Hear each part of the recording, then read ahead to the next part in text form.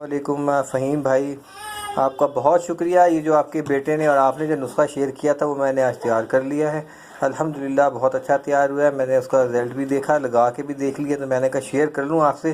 तो आपका और यूनिफिकेशन का, आपका रोशन नियाज़ चैनल का बहुत शुक्रिया।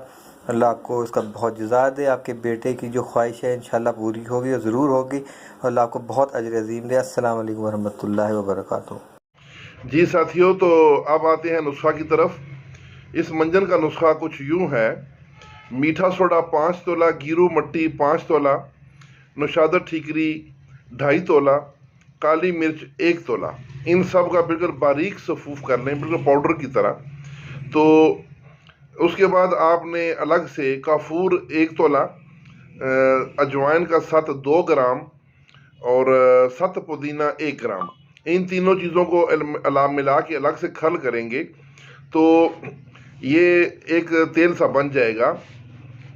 इस तेल को मंजन में डालकर मिक्स करें तो आपकी मंजन जो है वो समझे तैयार हो जाएगी। जो दांतों के जुमला मसाइल, मसूड़ों की खराबी, इन तमाम मसाइल, दांतों से खून आना और दांतों की सफाई के लिए भी बहुत अच्छी है। उसके अलावा अगर दांतों में सुराख हो यानी खोड़ हो तो यही मंजन लेनी है 1 चने के बराबर।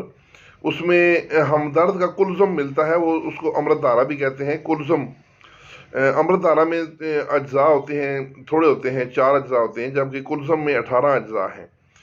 तो कुलज़म के उसमें 2-3 कतरे मिला के उसका पेस्ट सा बना लें और वो पेस्ट उस दांत के दरमियान में जो सुराख है उसमें आपने डालना है। तो थोड़ी देर डालेंगे तो इंशाल्लाह दांत दर्द को भी फौरी आराम आएगा और इन्फेक्शन को ख़त्म कर देगा। वहाँ पे जो जरासीम वगैरह होते हैं, जिनको हम कहते हैं कीड़ा है, वो बैक्टीरिया होते हैं, तो उनको ख़त्म कर देगा इंशाल्लाह। लेकिन फिर भी बेहतर यह है कि आप दांत की उसके बाद फिलिंग ज़रूर करवा लें।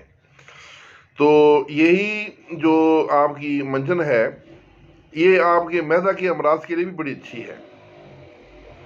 खट्टे डकार आते हों, हाजमा कमज़ोर हो, पेट में अफारा और गैस हो, तो यही मंजन एक चुटकी पानी के साथ खिला दें, इंशाल्लाह 5 मिनट में आराम आ जाएगा। तो यही नुस्खा था जिसकी तस्दीक आई।